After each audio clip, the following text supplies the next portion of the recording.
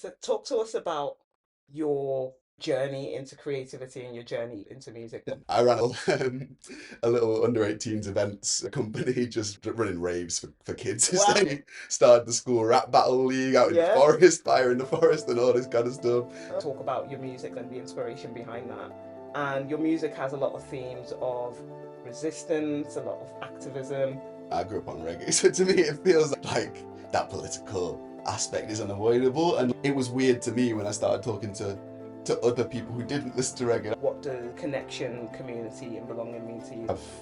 I feel like I'm in community with my neighbours because of the shared space, but also I find community, artistic community, and the musicians and poets and the artists that I know around here, the people that are trying to make our community a better place. We're not in this alone, because this, one of the main things of Babylon is it wants you to feel like you're an individual, and that's not how it should be. It should be about us all coming together.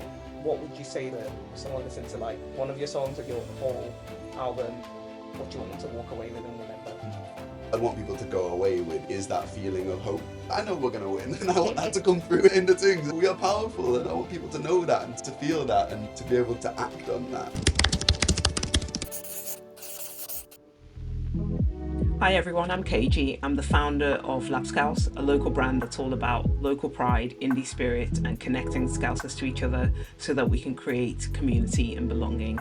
And this is Lapskaus Artist Deepdives, where I go out and meet Liverpool's artists and makers, from musicians, poets, artists, sculptors. If they're doing something that brings joy through creativity and they're making cool stuff in Liverpool, then we're here to shine a light on it and celebrate their work. Welcome to the first ever Lapskaus Artist Deep Dive.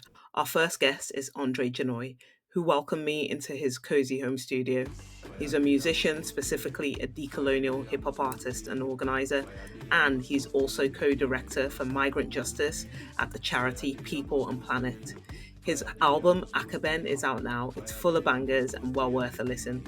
Join me as we meet Andre and hear his story. Hi everyone, KG here doing the Lapskaus Artist Deep Dive. I'm here with Andre Jahnoi, Greetings.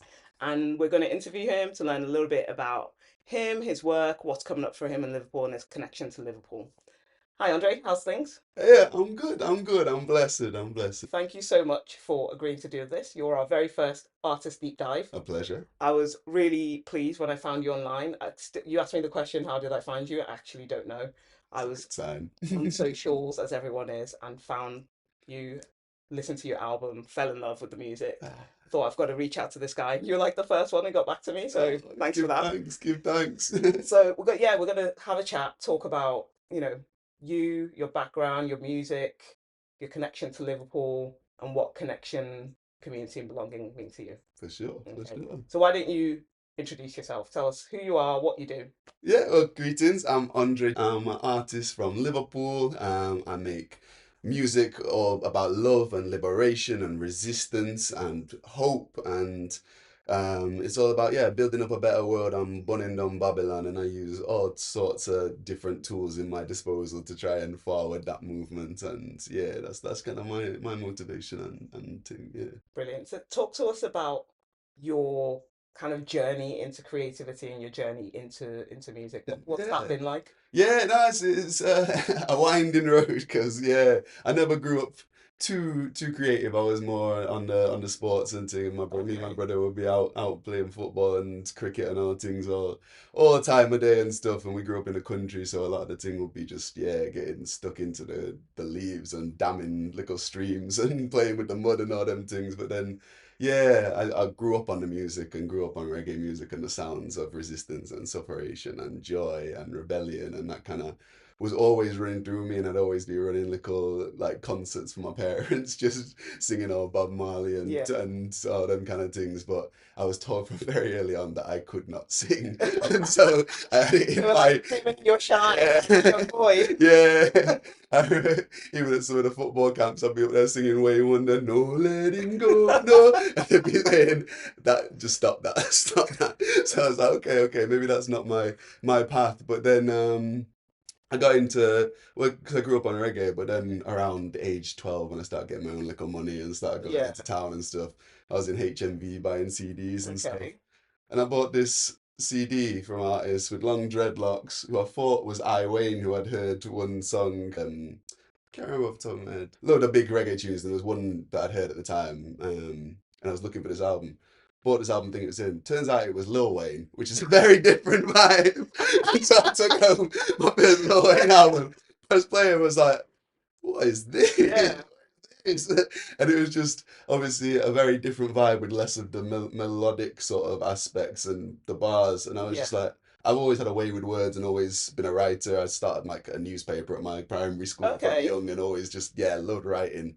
I knew I could do that. Yeah. And then when I saw that you could do that kind of writing on the beat and not need to be singing notes and stuff, I was like, I'm in. I'm in. This is me now. So Self-accessible yeah, then. Yeah. exactly. That Okay. was the way it is. So yeah, me and a couple of my boys in the back of the bus would just start freestyling things over Lil Wayne rhythms, and it would be like Tinchy Strider at the time and all Yeah. Yeah. these Yeah. kind of things. And we just absolute drivel to be honest that we were spitting. But it just you All got to start start somewhere. exactly you start finding the pockets and stuff and started to realize that I could do something fun with this and the social aspect of it, just a reason for us to get together. We used to, because we all lived quite far away from each other, there was a Yeah. pool hall that we used to use that would be empty in the daytime because Okay. nighttime it'd be full up with drinkers and that kind of stuff, but during the day after school completely empty. So we'd Right. go up there with I bought a whole like home recording Wow. hoops and stuff. I ran a little under 18s events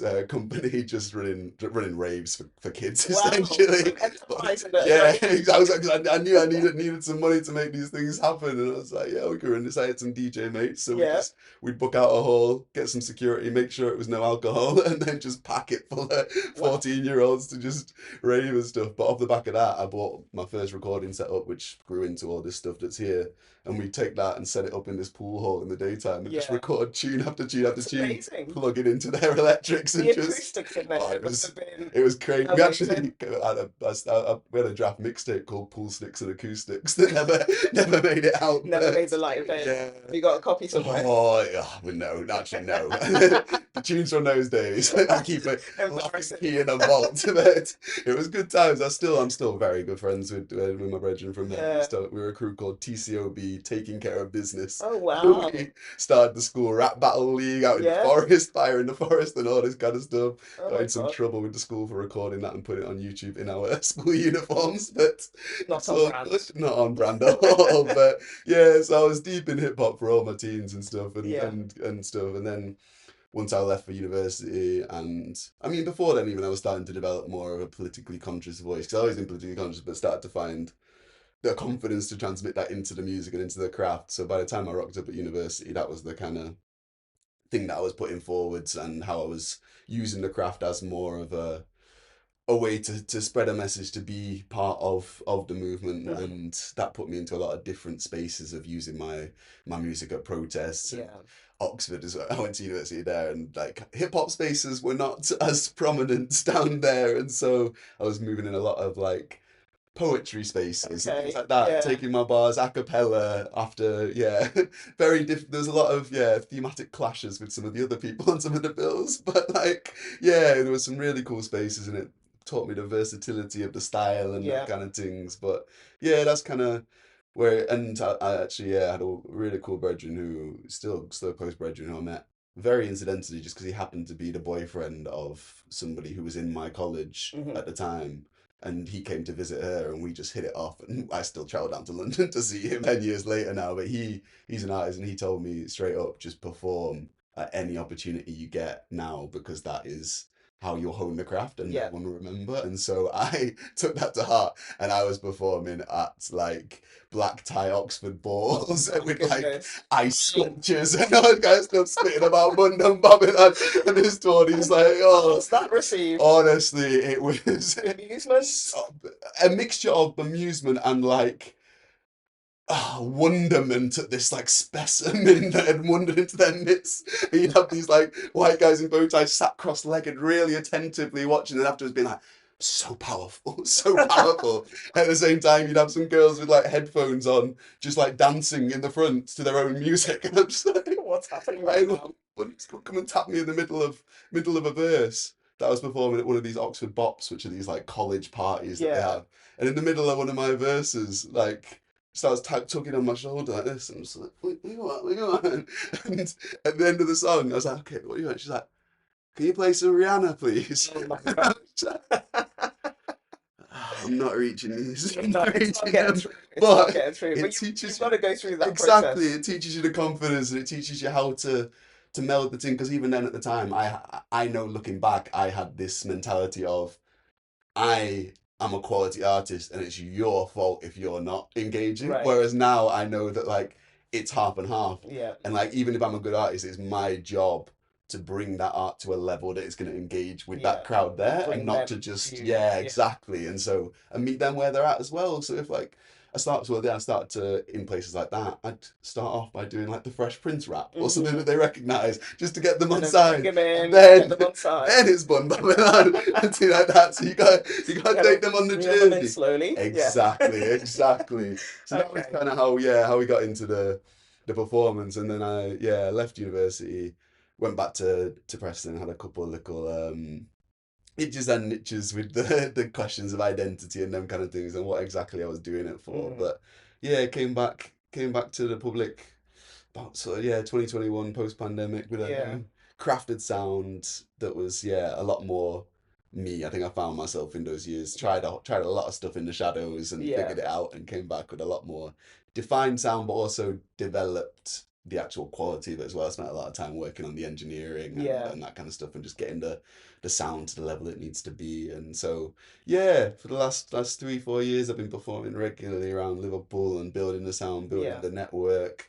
Got yeah, a few projects under my belt, a few more coming Coming along, and along. it's yeah, some really yeah, it's feeling like yeah, some good momentum building up. Yeah, Brilliant. feeling I good. love hearing artists' origin stories and like, Mm. all the shady gigs that you've Oh created and all God. the bad bars that you've had. Oh yes. I love all that. It's all kind of part of what pulls together to create the artist It that you are is, now. So yeah. yeah, that's Can't really pretend great. we just appear as this I know. I completely, appeared this yeah, fabulous. yeah. No, no, no. It's Yeah. yeah, long road.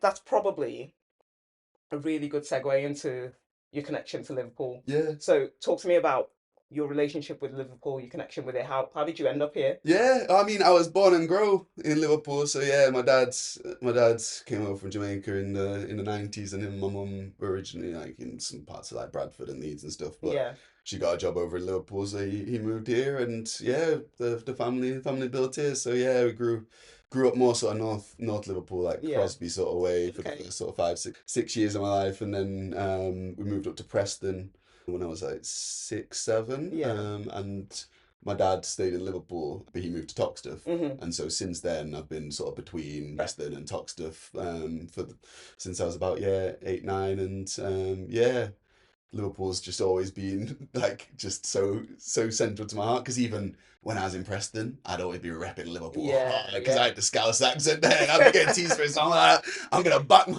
Yeah. city and thing and yeah, always been yeah heavy on the Liverpool fan as well because I yeah born and grown out, so I'll be coming back to watch games in the pubs and Okay. be around things and. Yeah. Most of my happiest earliest memories are things like being at the Caribbean Centre, Yeah. the cricket club, and just these Sunday afternoons with the reggae in the background and Amazing. everybody just sat around playing dominoes and a bit of cricket in the background and Yeah. just yeah just playing around with my brother and my friends and playing in Prince's Park as well, which is a madness as well because yeah I used to That's where you used to hang out. yeah, Yeah. yeah, and I live up the back of it now, and Yeah. it just like it's baffling to me how big I used to think Princess Park Park was was. when I was a 9 year old. The idea of getting to the other end of it was like a whole day's activities, and now Yeah. it's just yeah, just do a jog around it in Yeah. 5 minutes. But yeah, always been yeah, really rooted here. And then once I finished university, came back here when I was like what 2022, and yeah, Okay. rented a flat off the back of Prince's Park, and I've been sort of gravitating around the park in various different bits Yeah. ever since. And yeah, I've been really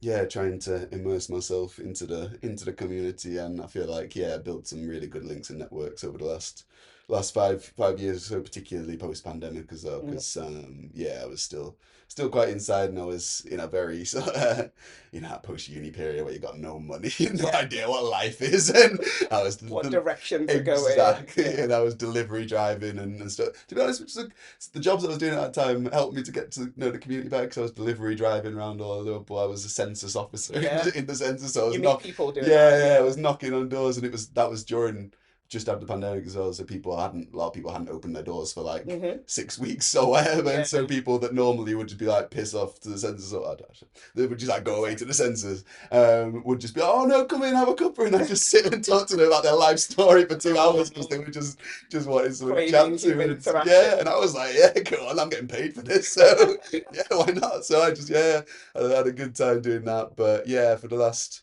I'd say yeah, since sort of 2021, it's been more sort of well, actually no, mainly artistically focused, but I do a lot of community work as Hmm. well. I used to do the cooking at the Red Cross asylum seeker drop in Yep. just down the road, and that was really really good way to meet the community and sort of to serve the community, Yeah. and doing bits like that, and like Food Cycle, who take leftover food from supermarkets and Hmm. things and cook it into nice warm food for free for the community. I Yeah. was a lead chef with them for a while, and so bits and pieces like that. And we tried to get a cool sort of youth education and travel program called the Return Project off the ground. It's still running now. I've just had to step back because I got too many plates spinning, but yeah, loads of bits like that have helped me to sort of just meet different people and just see what going on. And I just feel like real part of the community again now, and yeah, it's always going to be right in my heart. I can't see Yeah. myself. Uh, I mean, this UK, I've got questions about being in this UK, but if I'm Yep. going to be here, it's going to be Liverpool, no Yeah. question about that, because this is my city, and yeah, I'll never feel as at home anywhere else. Amazing. Yeah. Yeah, I feel the same about Liverpool. I split my time between London and Liverpool at the moment, Mm. but every time I come home, I'm just like, oh, Yeah. yeah. Just a breath. Yeah, exactly. Like Yeah. just shoulders drop, Yeah. relax. Yeah, Exactly. so I know what you mean. So, so you've kind of been out in the community, you've met lots of people, you've talked a bit about your background and Mm. where you've lived in Liverpool, but if you're gonna rep your ends or your Yeah. neighborhood, where are you gonna rep in Liverpool and why? Oh, it's Tocky straight up. Like, Yeah. yeah, I'd say Prince's Park, Sefton Park, and yeah, Granby. That's my ends. And so, as I say, I grew up in the Caribbean centre, Yeah. and just yeah, like Herbie and all them people. Yeah, good like yeah, figures to just see what community can be. And I know there was obviously some problems with the way that things were running back then. I can't gloss over that, but it's just foundational to what sort of community can be. And I know how things have changed over those 20 years, and even see that from the census when I was chatting to the people about how the families have been displaced and the Yeah. gentrification and things. But it's about in a way, just reclaiming parts of that and making sure people know that we are still here and we're still there. But Yeah. particularly this ends with the greenery and thing. I just feel like it's reparations to me, because when I look around and see that I know what all this was built Built with and who it on. was built for, and it was not for me. Yeah. So I'm gonna take it and I'm gonna enjoy it and make it mine. And that's kind of my approach to this area, and I love it, and I love my neighbors. I love what's going on always, and it's just it's a seriously lovely vibe. And when you see things like Granby Market and Yeah. stuff like that, it just all crystallizes there. And this is always what I'm talking about when I think about Liverpool Yeah, is it's round these L8, parts. L8, L8, yeah. yeah, I've got a soft spot for L8 because I grew up in L7, Mm, Off Wavertree Road, that's yeah, my ends.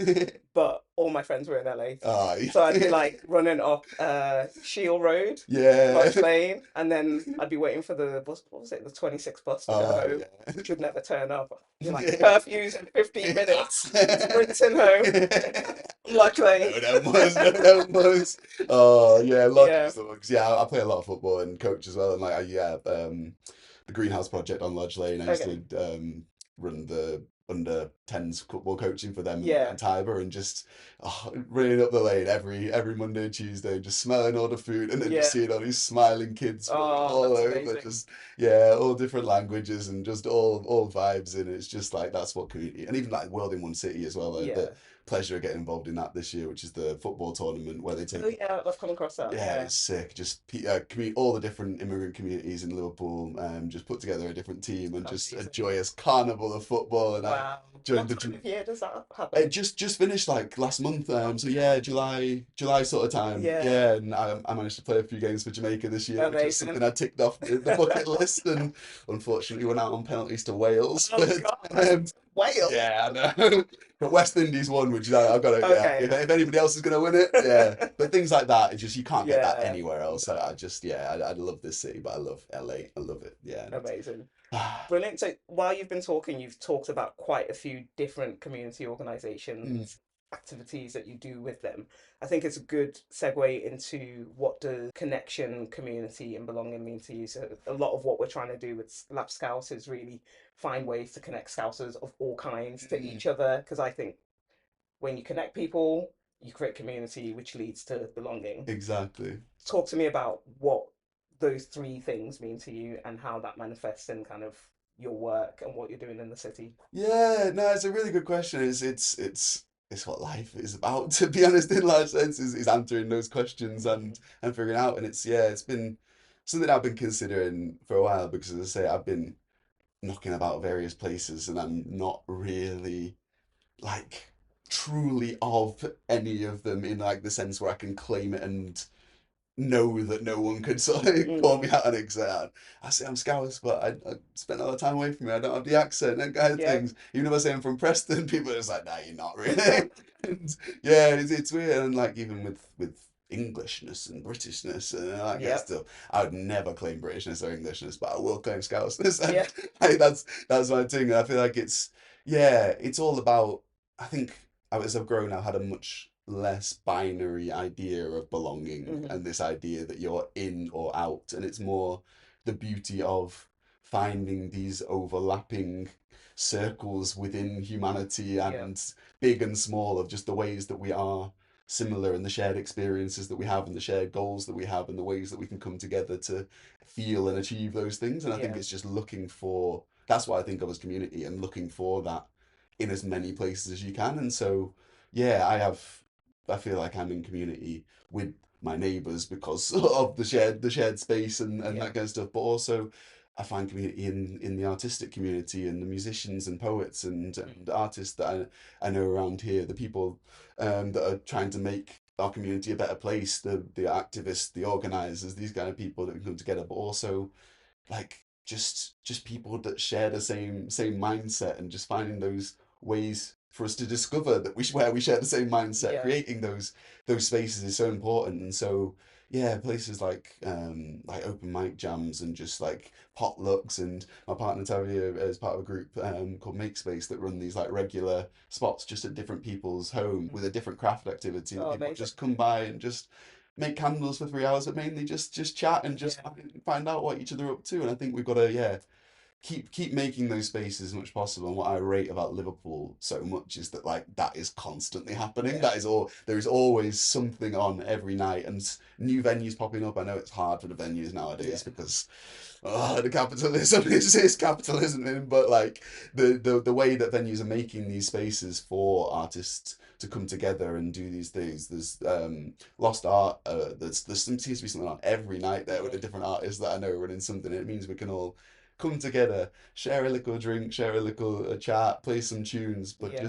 just feel like we're not in this alone because this one of the main things of Babylon is it wants you to feel like you're an individual for the benefits and greats of the liberal. You're free to do whatever you want, but it's this idea that comes along with it that you are on your own. You're responsible for yourself alone. You're alienated from everybody else, and that's not how it should be. It Yeah. should be about us all coming together, realizing the ways that we intersect, because as well as the way these systems working, being intersecting. Um, Overlapping oppressions that we need to resist. Our dreams of what the future could be are reliant on each of us all being free, Yeah. and we need to come together. We need to elucidate that. We need to have that positive vision in mind and see how we're all pulling in the same direction, Yeah. and that's what it's all about for me. And so, I mean, my in my day job, it's all blurred lines, but I run a charity club, and Mhm. we essentially our role is to build the confidence and skills of young people to Yeah. be able to change the world and to demand positive change. I mainly work on the migrant justice side, but so much of that work is is movement building, which is this nebulous concept, but it's exactly like you say about creating community, about that pre-foundational work that allows people to come together and pull together as one. Yeah. And a lot of that is like just film nights. It's like, yeah, just getting together for a drink around the pub and then doing the real work, but also doing the work helps you to come together in community and realize what Yeah. we can each do for each other. So that's the side of it that I'm trying to, yeah, create more of, what more ways for us to actually act together once we've come together. Yeah. But yeah, I think, yeah, community is essentially what I'm constantly striving for to deepen and to Yeah. build. And yeah, it's an ongoing project, Yeah. but It's a even journey. It's a journey that it, keeps evolving because the yeah, world keeps evolving around us, doesn't it? it does. Yeah. It does. But just being open to opportunities and even like responding to emails like yours and things Yeah. like that, and just being open to conversations and seeing where they lead, and not being. It's easy to be closed minded. This is something that, yeah, dogged me when I was younger as well. I had an idea of the kind of people that I wanted to be in community with, Mm. and these were very fixed, very like sharing all aspects, and like they need to be eating plant-based, they need to be dread, they need to be from the Caribbean, all these kind of things that are all aligned for us to be the same as actually. No, Yeah. it's finding the beauty in the overlapping differences Yeah. now. Yeah. But Yeah, I think we all go through that process of finding what that means to us. And yeah, yeah, I think there's a narrowing and then there's an opening as well that happens. yeah. This journey. I think in Liverpool, particularly, there's something you said as you were talking that you said you always identify as Scouse, and I think there is that mentality in Liverpool generally, like we're Scouse first, Yeah, English yeah, after, Scouse first. yeah. And I think historically, Liverpool has gone through its journey. We all know about its history, how how it's been built. But as an identity, it's very much been um, a community vibe is how I always describe it to non-Liverpudlians. I say Yeah, to them, I could drop you in Liverpool tomorrow. You won't know a soul, and by the end of the day, you'll know a number of souls. 100%. And so, looking around the world, what's happening right now, I think the work that you're doing and the attitude that you have is increasingly important. And one of the reasons I wanted to start Lapskaus and focus centrally on connection, community, and belonging is because I started to kind of observe this gatekeeping of what does it mean to be Scouse? Mm. What does it mean to be welcomed in Liverpool? Which it feels very anti-Liverpool, and I don't think it's a very big voice, but I think it's a growing voice, which is why I think it's more important that we are talking about what does community actually mean, what does belonging actually look like, and what you're saying there about it's very little things like maker spaces, a film night. It's just showing up, it's turning up to like cook for your neighbors. It's the little things, it's that showing up that builds that community, and I want people to remember that, and like that's what I want to showcase. Who are the people who are creating ththings, who are making life joyful for people, Yeah, who are you know doing good for their community in small or big ways. That's 100%. that's what I think is really important to remind all Scousers, all Liverpudlians about while Yeah, we're facing this kind of gatekeeping of what it means to be Scouse. 100%. And I think there's something really, really real there in that I see that, and I at the same time as, yeah, feeling slighted by it. There's a level where I understand it, but still needs to be challenged because I think it comes from this idea that there's scarce resources that need to be distributed and can only go so far, and that if it's stuff for Scouse people, it needs to be for real Scousers, not Yeah, these other people coming in and taking our stuff. And that's what feeds into the same sort of reform Nigel Farage mentality that spreads wider than just that. And that's essentially like there's this duality in Liverpool of this like, yeah, lovely community vibe, booing the national anthem and all these kind of things, and then you can still have fascists out on the street burning down libraries and things, yeah, and hotels full of asylum seekers, and it's because there's that sort of scarce mentality, scarce resources mentality that's been very, very skillfully put across by yeah, many sections of society who benefit from it. But it's work like you're doing to break down those barriers and help everybody realize that actually there is enough to go yeah, go around here if we all just work together and actually, yeah, pull together rather than thinking it's us against them and we've got to yeah, compete for who's the scousest and who's the most yeah, deserving, because yeah. that's not the game. Like again, it's Liverpool versus Westminster. Yeah. So yeah, This idea of scarcity in Liverpool, like Liverpool has been through the mill. yeah, There's been scarce times in Liverpool yeah, before. and Liverpool's always dealt with it Mm, by remaining a community, by doing exactly. things together, by focusing on what Scousers can create together. Exactly. So Exactly. yeah, I think it's really important that kind of like I'm loving hearing like all the different community groups and things that you've mentioned so far. It's just like how many are there? Yeah, There's so many. This is exactly. what's really happening in the city, you know? Exactly. Yeah. That's what it's all about. That's what it's all about. And yeah, we need to forefront as much of that as possible. Yeah. So that's why I'll always, yeah, show things like World in One City and things because them Yemenis are scouser than most of the scousers and things. Yeah. So I think this is a good point to talk about your music then and the inspiration behind that. And your music has a lot of themes of resistance, a lot of activism.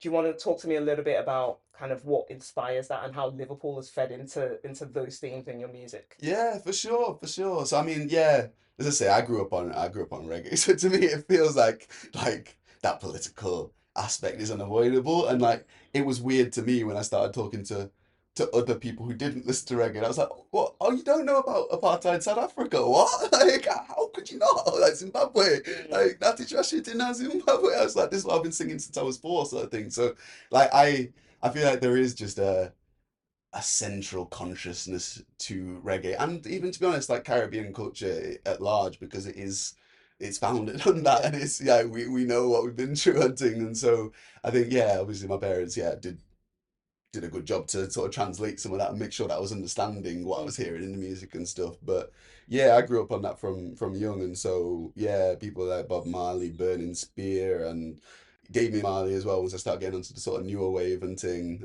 really yeah, speaking my language and yeah, speaking power, speaking truth to power, bunning out the system, and that all just yeah made sense to me from early because I could see the unfairness around, and I wasn't yeah wasn't missing that, and I was getting called all sorts of things up at school and yeah. stuff, and I was like, yeah, okay, this is why this is happening. This is not just some isolated thing, and so yeah, that always said through to me, and I went to a very white school in Lancaster with like. The two boys that I made a Mm, rap group with, but the only other two black kids in the whole years. yeah. So we went through some things up there, and that helps to sort of yeah, it makes it unavoidable to understand where this is coming from. But as I say, I've always had a more systemic analysis, so it's never been, oh, Joe doesn't like me. Mm, It's always been white supremacy is acting here, yeah. sort of thing. And even just the way that the constant battles with me trying to express my identity as a Rasta youth in a school like that Yeah. was saying hair above the collar and all that kind of Yeah. stuff was they hadn't dealt with no one like me before, and there was a lot, yeah, a lot of precedents being set. Mm, But yeah, I think from early on, that's always been something that I knew I had a role I had to play a role in fighting and changing. yeah. And yeah, I've always grown up knowing that I had, yeah, a decent amount of ability in sort of writing and reasoning and these kind of things and felt like I could do something useful with those, and I've always orientated towards that. When I was younger, I was slightly more had more faith in institutions to be able to sort of support that. And so my idea is, oh, I'll study economics at Oxford, then I'll go and work for the UN, and I'll change it. And 2 weeks into economics at Oxford, I was like, this is not the one. They're teaching me how to continue the Yeah. problems, how to rinse poor people, and yeah. So I was not on that. But whilst I was in Oxford, that was really crucial for sort of crystallizing how to take action and organize around these things Mm, because we had a couple of runs at sort of setting up bits like a Black Students Union and stuff that didn't get off the. We spent like 4 hours in a meeting discussing what we meant by black. That never got anywhere. Actually setting up anything to do anything. We knew there was all these problems and we couldn't decide who was going to be allowed in, so that didn't get off the ground. A load of Southern Africans rocked up in my second year, having just torn down the Cecil Rhodes statue mm, in Cape Town, and we started Rhodes Must Fall in Oxford, essentially aiming to get the statue of Cecil Rhodes, horrendous genocidal maniac who essentially Founded Rhodesia in modern day Zimbabwe and Zambia, and essentially set it up as a slave colony to rinse it for diamonds, and sent all the money back to Oxford. So they built him a nice big fancy statue, Okay. and yeah, we were not happy about that. So that was theoretically, we started that up with the easy win being we'll get the statue down, then we'll work on all the issues of Yeah. curriculum and access and why there's only two black people in the college and all these kind of things. But that ended up being more difficult than we thought it was going to be because we were like, oh, we'll get all the alumni, we'll get all the alumni, and we'll tell them how awful it is that Cecil Rhodes statue's here and they should write in and get it and threaten to cancel their donations.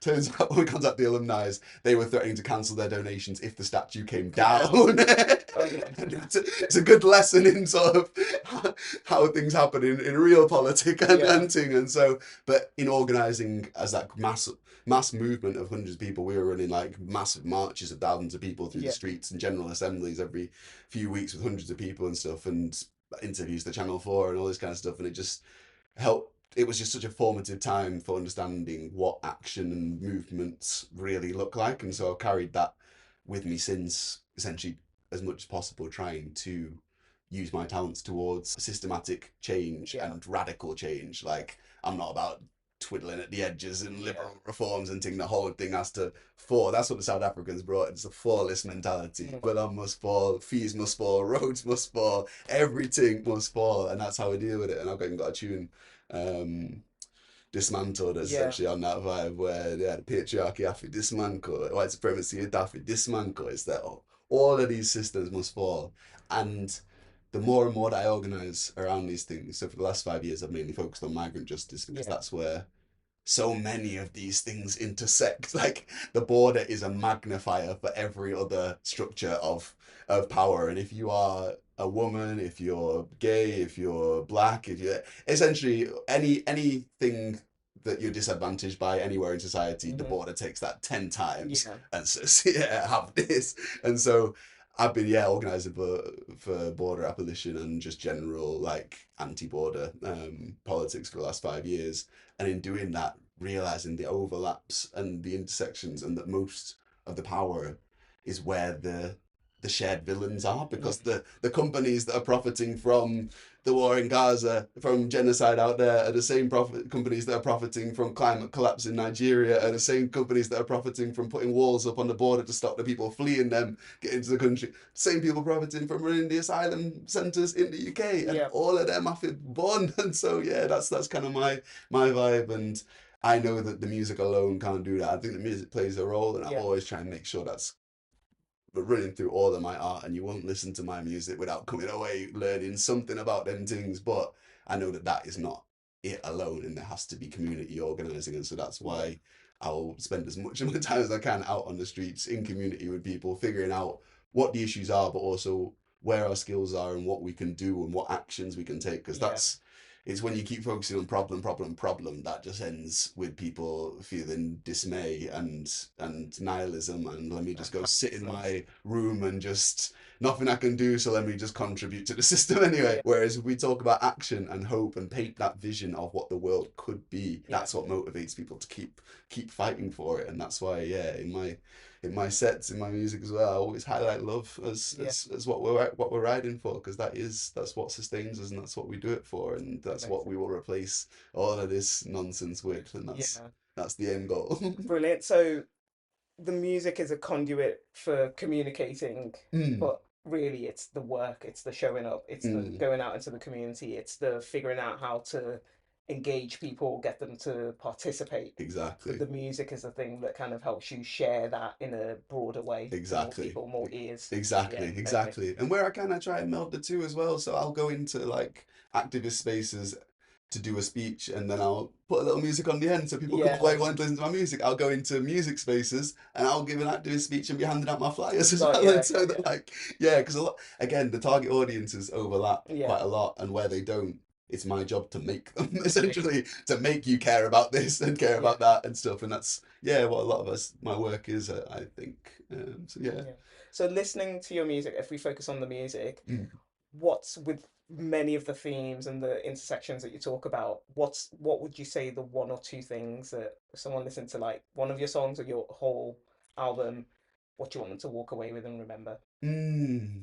Oh, I think I always say love and liberation are the two main themes that I think run through the whole thing. But what I want people to go away with is that feeling of hope, Yeah. that feeling of action. There'll be anger there, I would hope as well, Hmm. but I want it to be anger translated into action and hope, not this, yeah, sort of, let me just stamp on the bed or whatever and then close my eyes. I want it to make people feel like, let me go get somebody else to listen to this and somebody Yeah. else, and then we're gonna go out on the street and then we're gonna go do this thing and we're gonna go tell them to do, and that's kind of like what I want people to come away feeling, because that's that's how I feel when I see things like the news coming out of Sudan or Mm. Haiti or things like that, and when I hear the music of that's coming out of those Mm. movements, that's the feeling that I get. It's like, all Right. right, I need to, yeah, I can act here. I'm empowered, not like devastated essentially, but there is always going to be that hard edge to it. I don't sugarcoat things, and I Yeah. don't, yeah, I don't pretend it's all hunky dory and thing. But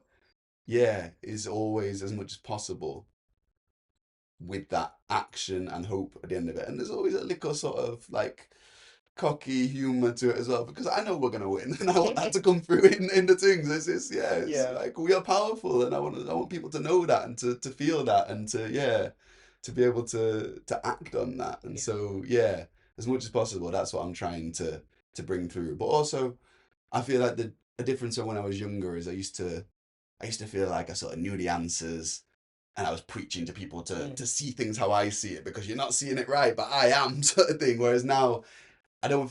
Well, I hope that people feel. I don't feel like there's that same element to now. I feel like now I try to more describe the emotions that I feel in response to this and how I interpret it, in a hope that some of that resonates with Yeah. other people, rather than in a you should be thinking like this kind of way. And I Yeah. think it just that subtle shift in the lens and the voice Yeah. that I'm It's using. an inviting in, I guess. Yeah. It's kind of like, I'm feeling this way. Mm. Is that a thing that you're feeling too? And if you are, this is what we can do Exactly. about it. Yeah. Exactly. No, I'm glad Yeah. that could, because yeah, that's how I feel, and I feel like that's, along with that shift, there's been a lot more of the sort of more emotionally focused things, like looking at how love is impacted Yeah. by capitalism and Babylon, and how, yeah, you feeling of the consumerist ideologies make you feel like you've always got to be searching for the next one, the next one, next Yeah. one. You can never settle on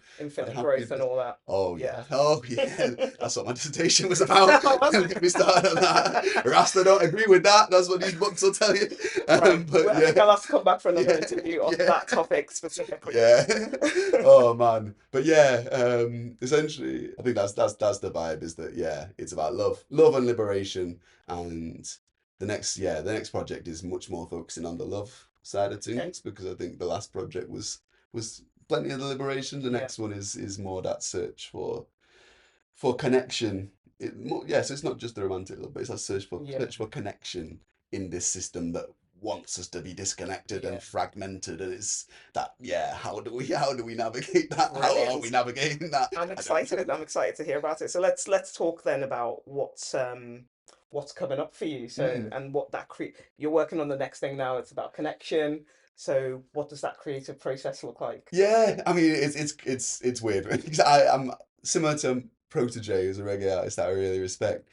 I've listened to many of his interviews, and the way he puts together music is very similar to me, Hmm. where he thinks of a track or the concept of a track, and he already knows in his head where that fits in the narrative of which album. So Okay. essentially, I've been making 3 albums for the last 7 years, kind of, and as tracks come to me, I know where they fit in the narrative that I'm trying to tell in a particular project. And so the project I just released, Akoben, Mm. is that journey from just wanting to chill and enjoy life and just enjoy the sunshine, through to realizing that there's some things wrong with the way life is organized here, through to feeling like you can take action, through to that victory over Babylon. Is kind of the journey of the Akoben um, project. And Akoben's an Akan symbol that represents preparedness and readiness for war. Okay. And so that's the kind of ideas behind that, and that was all like high energy, Yeah. radical, like sort of yeah. I was gruff voice shouting on a lot of them Yeah. things and oh sweating after each session. But like I love performing them tunes. That's energy, and that's kind of yeah more of that sort of stuff.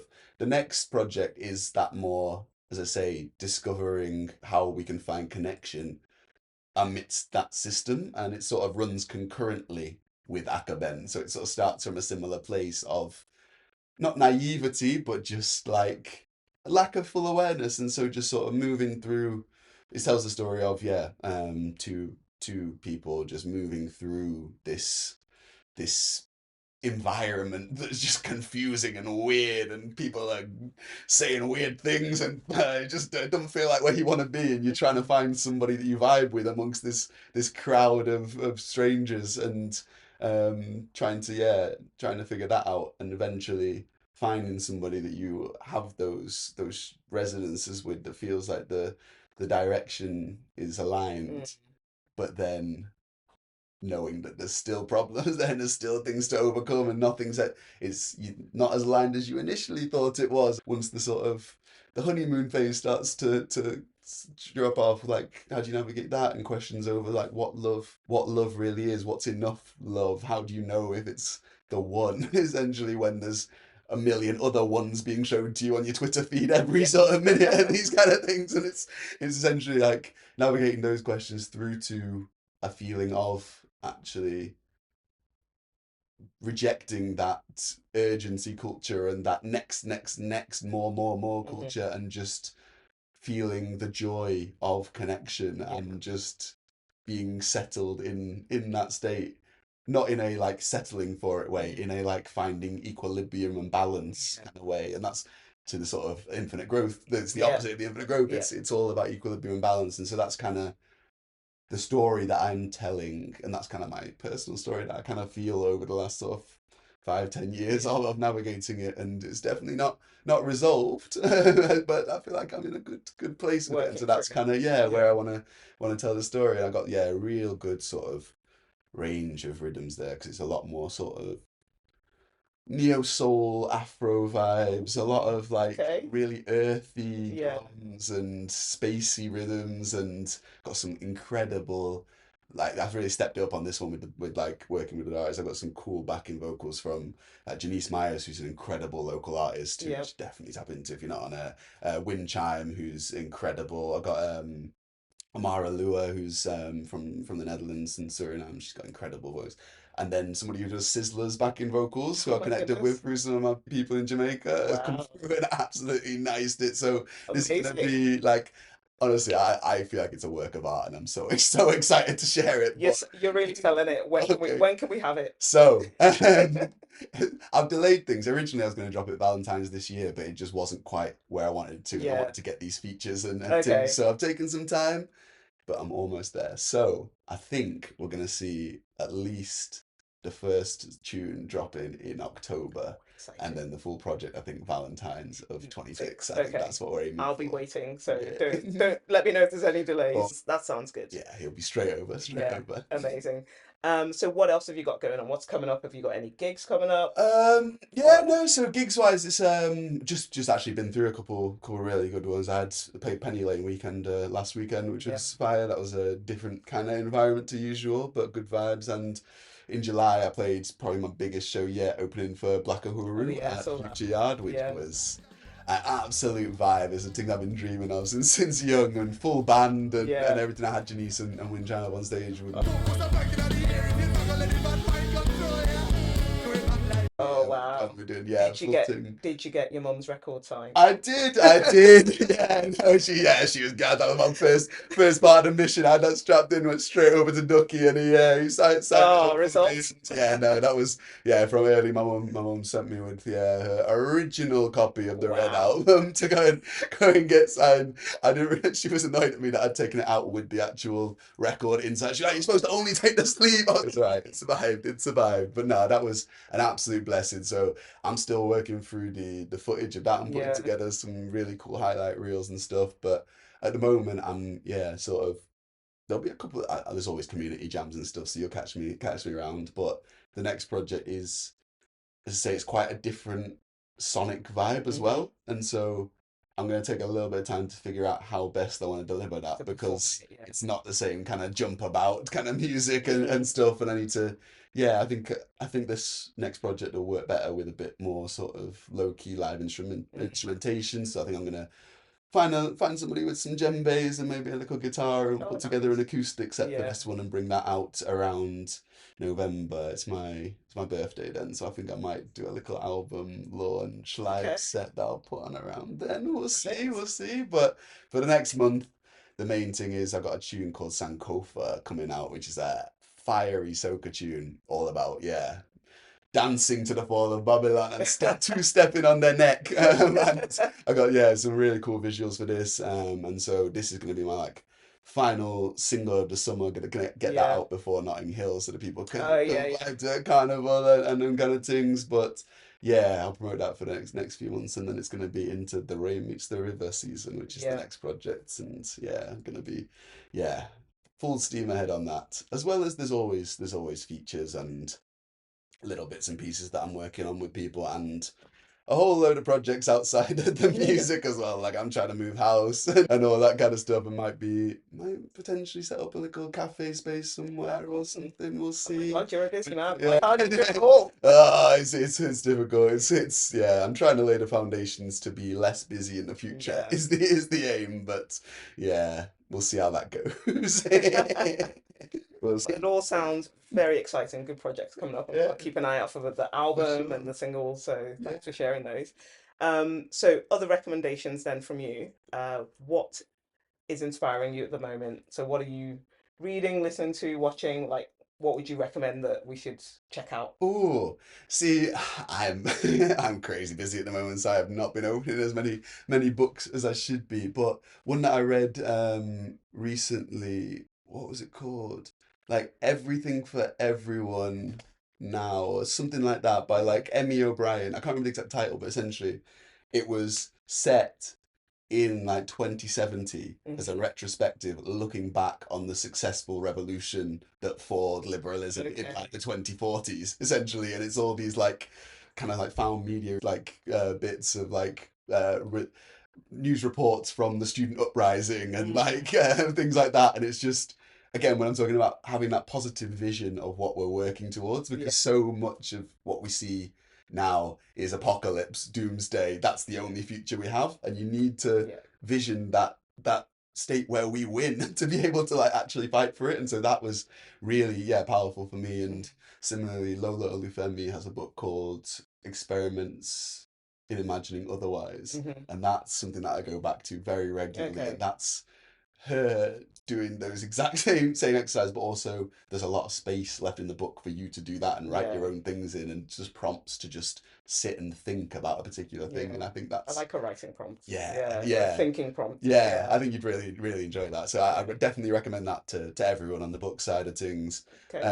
I mean, life is always inspiring It's me, always and there's things going on, and like yeah, just my relationships with the people in my life, and the things I'm doing, and the things that I'm forced to see from across the world and stuff are constantly inspiring me and prompting thought and stuff. And Mhm. as I say, with my creative process, I ideas come to me. I write a little bit down and form the idea of the song, and then I might come back to it 7 years later and Yeah. actually finish it off. So some of the songs of the next some of the tunes of the next project, The Rain Meets the River, one of them has a chorus that goes, "Is this love? Is this love? Is this love? Is this love that I'm feeling? Or does the fact that I'm having to ask mean it can't be the real thing?" And I wrote that as a Facebook status in 2016. And Wow. I remember writing it thinking, that's going to be a song one Yeah. day. And then going back to 2022 or I love whatever. it. It's kind And of so like the tapestry of like art is just it comes to you when it comes to you. constantly. Yeah. And so, yeah, as things are just happening to me, or as I'll be watching a random YouTube video and someone will say two words that just go nicely together. Mm, And I'll just write it in my notes app. And then whenever I get some space, I yeah. just come back to that and build from that. So that's kind of, um, yeah, where things will continue going there. That wasn't even a question, was it? It was I went off topic there, No, didn't I? it's fine. But It's all what else is usable. yeah? So life is inspiring me, and those things will always feel it, feed into it. And music wise.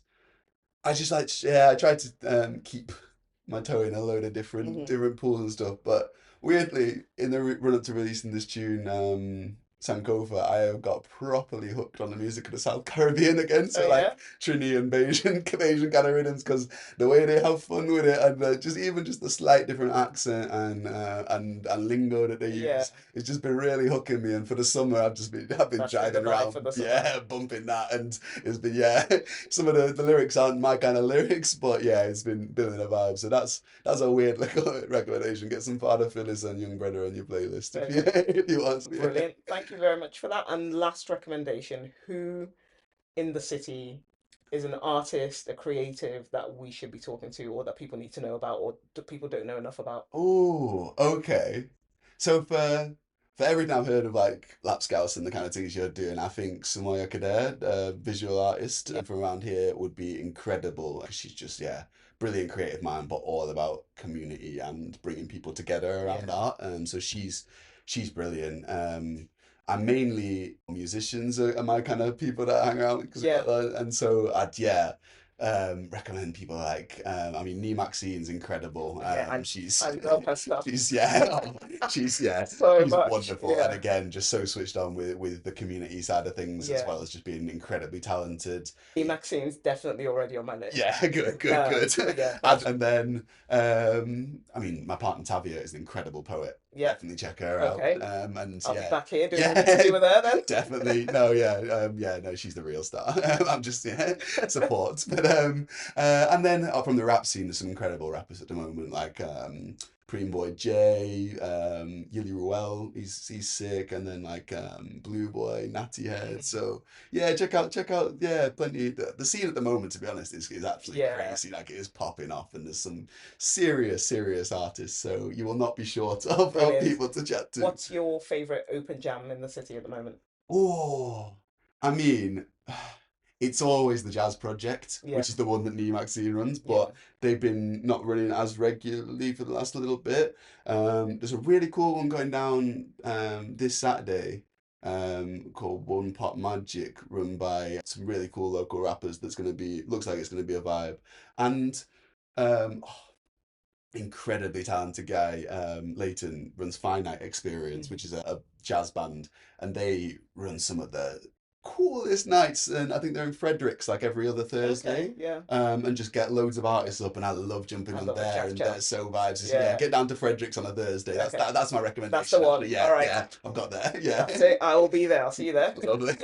Yeah. Amazing. Thank you so much for taking the time to have a chat with me today. It's been Oh, amazing. give It's been thanks, give really thanks. good to learn about you, your music, your background, kind of what drives you. Oh no, it's been a Keep doing the pleasure. good work in the community. This is what it's To all about. continue, I need to continue now. It's been a pleasure, and yeah, lovely to meet you and chat.